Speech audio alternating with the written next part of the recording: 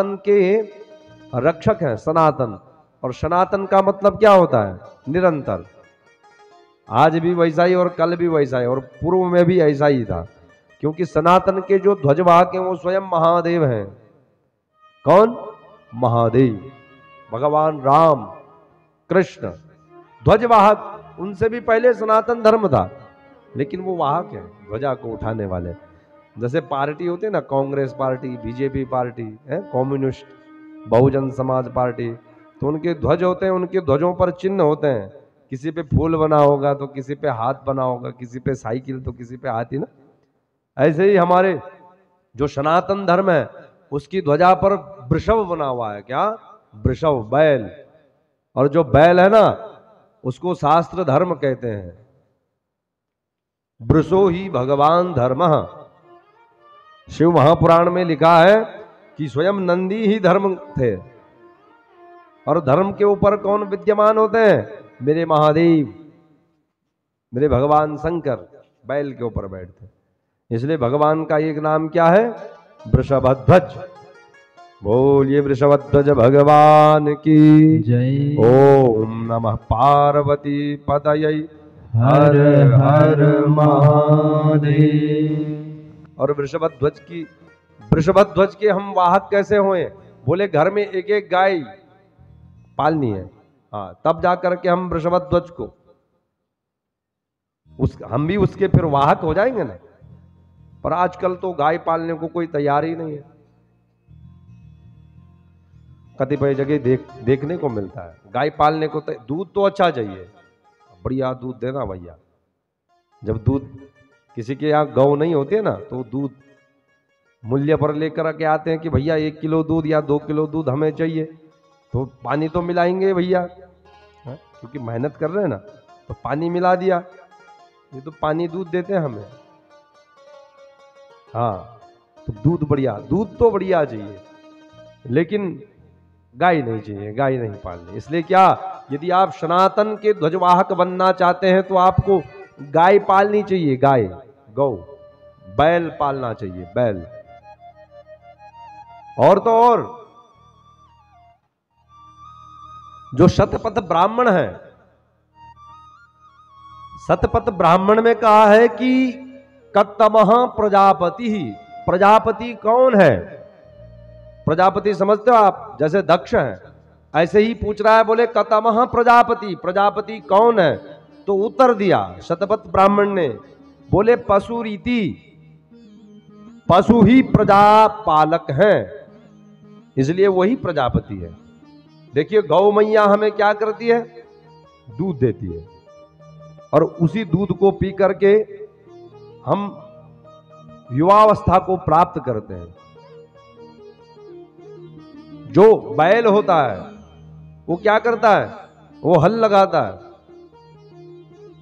अब तो यंत्रों ने बैलों की जगह ले ली है, मशीन इत्यादि आ गई ना, उपकरण, संसाधन, विज्ञान ने बड़ी तरक्की कर ली है, लेकिन फिर भी आवश्यकता पड़ेगी बैल की। बोले कैसे?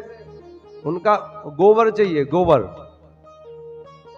ये मशीन तो बना लेंगे, लेकिन गोबर कैसे बनाएंगे? कौन जाने, विज्ञान और आविष्कार कर ले और गोबर भी बनाना प्रारंभ कर दे, ये तो भविष्य की बात है।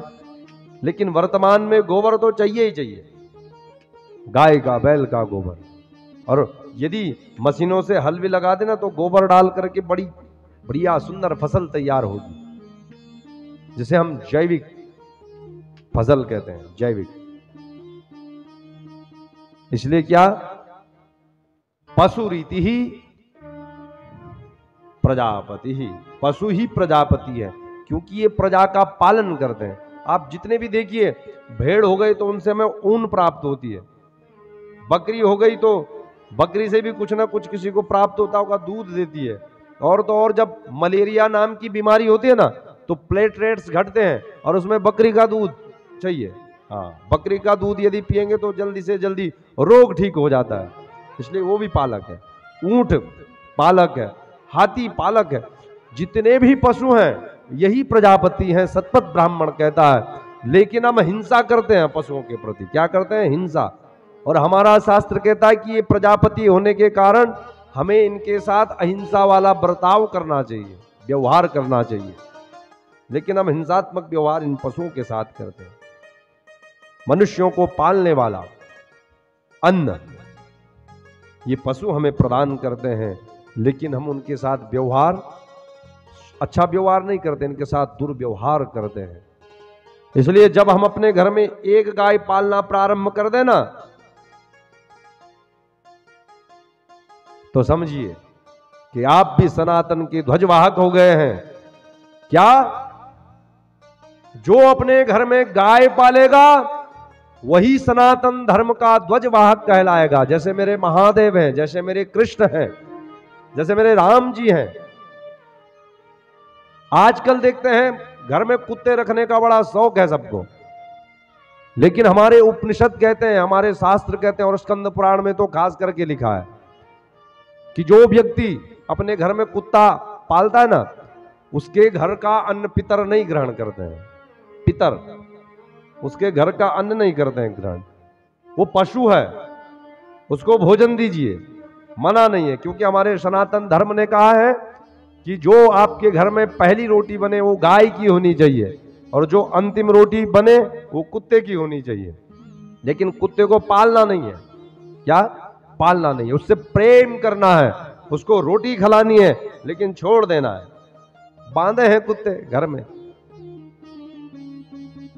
स्वागतम लिखते थे हमारे सनातन सभ्यता में, लेकिन आजकल कतिपय जगह शहरों में यदि जाते हैं तो लिखा होता है कुत्ते से सावधान। जाने से पहले पूछना पड़ता है महाराज कुत्ता बांधा है कि नहीं बांधा है। ये शिक्षा कब प्राप्त होगी? बोले जब सनातन के हम सजग प्रहरी बनेंगे। और प्रहरी कैसे बनेंगे? जब सत्संग में आएंगे। इसलिए सत्संग सिखाता है कि सनातन के ध्वजवाहक, सनातन के सैनिक हम कैसे बने। सनातन कभी विघटित नहीं करता, क्योंकि हमारे सनातन धर्म कहते हैं वसुधैव कुटुंबकम, संपूर्ण वसुधा हमारा ही परिवार है। इसलिए सनातन का ध्वजवाहक यदि हमको बनना है तो हमें गौ रक्षा करनी पड़ेगी, हमें वृषभ रक्षा करनी पड़ेगी। ये संकल्प लेना पड़ेगा। तो बोलिए बाल मुकुंद भगवान की जय।